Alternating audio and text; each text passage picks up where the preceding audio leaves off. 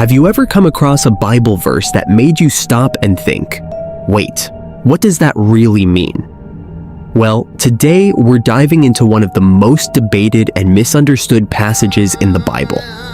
1 Corinthians 14, where Paul says, women should keep silent in the church. What's that all about? Are women really forbidden from speaking, asking questions, or even participating in church life?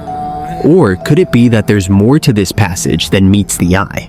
In this video, we're not just scratching the surface, we're unpacking the cultural, historical, and biblical context to figure out what Paul truly meant. Did this apply to all women for all time, or was Paul addressing a very specific situation in the early church? And what about other passages where women are clearly allowed to prophesy and pray? Stick around, because we're breaking it all down. The surprising cultural dynamics of the early church, Paul's deeper message, and how it connects to our church practices today. By the end, you'll have a better understanding of this challenging scripture, and maybe even a new perspective on women's roles in ministry. Let's get into it. So what exactly is a woman's role in the church? Should we take this verse literally? Is Paul laying down a timeless law for all women? Or was this rooted in the cultural practices of that era? Let's unpack this today. Understanding the church culture of Paul's day. Before jumping into the controversial verse about women's silence, it's critical to grasp the cultural backdrop of Paul's time. To do this, we've got some other important verses we need to examine. The way early Christians conducted church services is strikingly different from how we do it in our contemporary times. The book of Acts offers a glimpse of early church life. In Acts 2:42, we learn that believers devoted themselves to the apostles' teaching, fellowship, sharing meals, including the Lord's Supper, and prayer. Each of these components was central to their gatherings. Unlike today, where a pastor typically leads the entire service, church meetings back then were interactive and communal. For example, teaching wasn't restricted to one person. Anyone who felt led by God could share a teaching. Fellowship time often included prophecy, sharing revelations, or even speaking in tongues.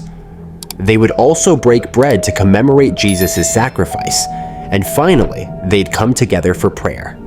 In short, church gatherings were open, dynamic, and deeply participatory, very different from the structured services we're familiar with today. The role of order in the church. Now, let's look at 1 Corinthians 14:26. Paul outlines the importance of order in worship.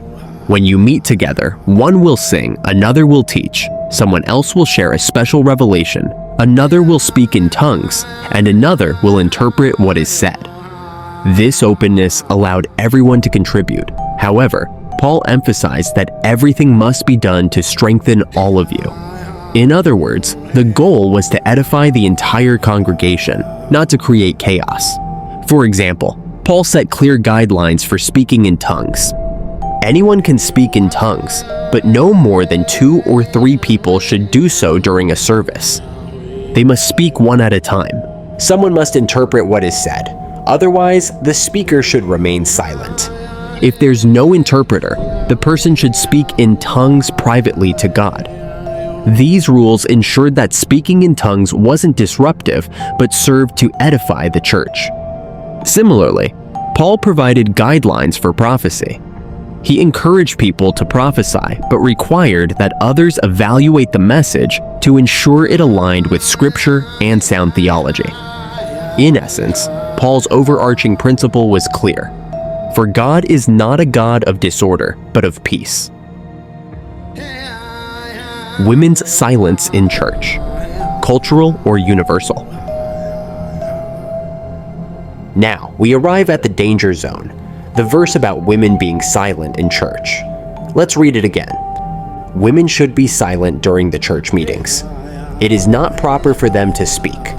They should be submissive, just as the law says. If they have questions, they should ask their husbands at home. For it is improper for women to speak in church meetings. At first glance, This sounds like a universal command for all women in all churches. But is that really the case? Many have used this verse to suppress women's voices in the church. However, this interpretation raises several problems. Why single out women? If the issue was disorder, why didn't Paul address men as well? Men are equally capable of causing disruptions. It contradicts Paul's earlier statements.